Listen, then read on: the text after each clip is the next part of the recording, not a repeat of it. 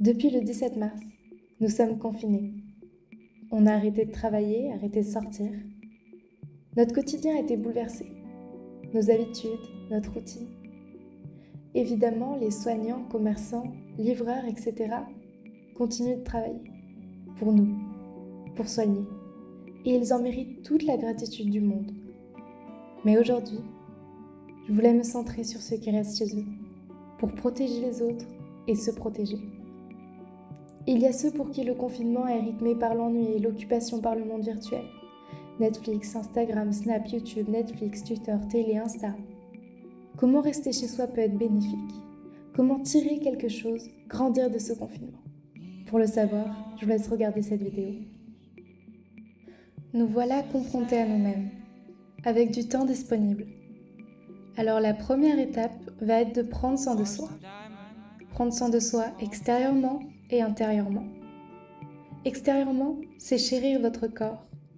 Prenez le temps, car oui, vous l'avez, donc plus d'excuses, de faire des soins pour votre peau, vos cheveux, vos ongles. Arrêtez de les envahir de produits chimiques.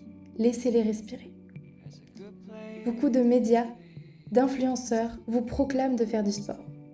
Oui, c'est très bénéfique, et je reviendrai dans quelques instants dessus, mais ne vous mettez pas la pression. Ces nouvelles conditions de vie peuvent déjà être très angoissantes. Rien ne sert de se rajouter de la culpabilité. Le confinement m'a permis de faire énormément de sport. Du fitness, du body combat, du yoga. Mais si je le fais, c'est parce que ça fait partie de mon bien-être. Ce qui nous amène à prendre soin de soi intérieurement. Revenons sur les bénéfices du sport. Il booste la confiance en soi par le sentiment d'accomplissement, réduit l'anxiété et produit des hormones du bien-être comme l'endorphine ou encore la dopamine qui réduit la fatigue. Évidemment, le sport n'est pas la seule activité. Faire des choses que l'on aime, c'est aussi prendre soin de son soi psychologiquement. Lire, écrire, écouter de la musique, apprendre une nouvelle langue, jouer d'un instrument, faire du yoga, méditer, cuisiner, chanter, dessiner, danser, créer. Développer votre créativité, développer votre productivité. J'ai souvent entendu des personnes dire « Je ne fais rien de mes journées, j'ai la flemme et je sais pas par où commencer ». Pour gagner en motivation et avoir une journée productive, il faut l'organiser. Faites des to-do list pour votre journée, votre semaine ou à plus long terme sur toute la durée du confinement. Écrivez-y des choses minimes, diverses, des activités. Mettez-y vos envies. Personnellement, je vais y mettre des choses quotidiennes. Yoga, sport, promener le chien, lire. Des envies qui me passent par la tête, mais si je les note pas, je les oublierai.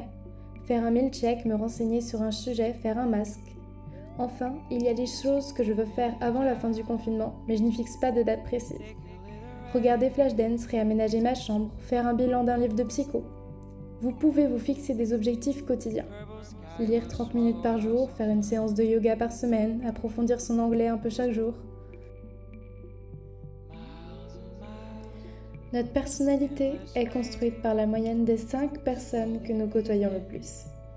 Entourer de très peu de personnes va nous permettre de revenir à notre personnalité. Devenir quelqu'un de meilleur, sans influence.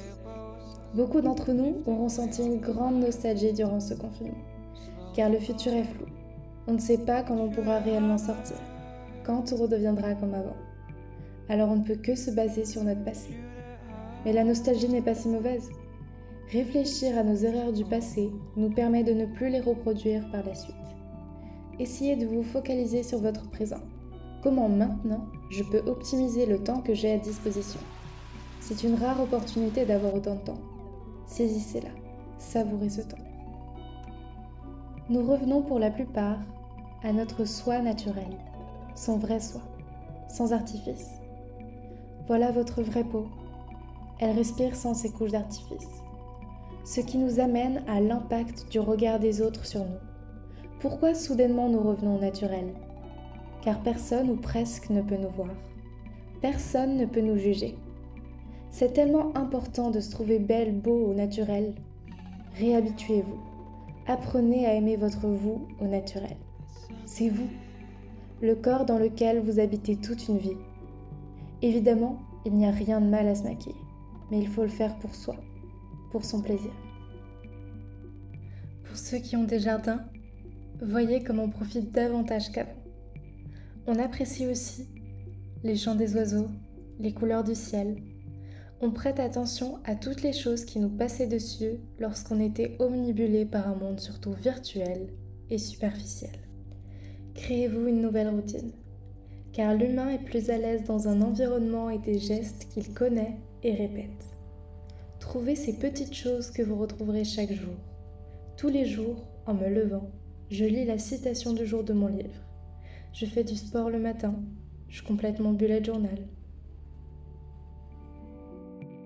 Pour celles et ceux qui ont des cours à distance, ils permettent de développer l'autonomie. Gérer son temps de travail, gérer son travail. Apprendre à s'autosuffire dans l'apprentissage de nouvelles choses. On se retrouve enfermés chez nous. Le but maintenant est de trouver le bonheur chez soi, dans des activités plus ou moins basiques et dans la solitude la plupart du temps. Explorez ce qui vous rend heureux.